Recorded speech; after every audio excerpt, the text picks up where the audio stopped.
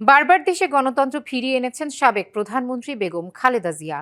আর বিএনপির গণতান্ত্রিক অগ্রযাত্রায়ও রয়েছে তার ভূমিকা। এসব কথা বলেছেন বিএনপির সিনিয়র নেতারা। সাবেক প্রধানমন্ত্রী ও বিএনপি চেয়ারপারসন বেগম খালেদা জিয়ার ৮২তম জন্মদিন উপলক্ষে নয়াপল্টনে আয়োজিত দোয়া ও মিলাদ মাহফিলে এসব কথা বলেন তারা।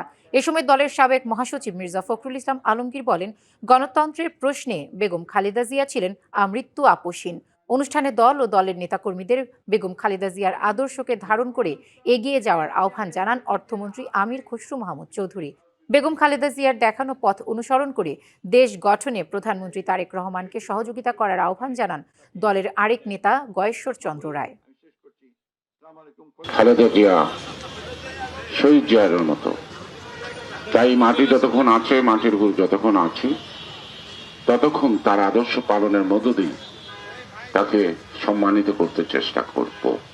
এই নেত্রী যাকে ধ্বংস করে দেওয়ার জন্য, তাকে জীবন নাশের জন্য সব প্রচেষ্টার পরেও সবকিছু অতিক্রম করে নগদ নিয়ে এলো হার না মানা হার অফার।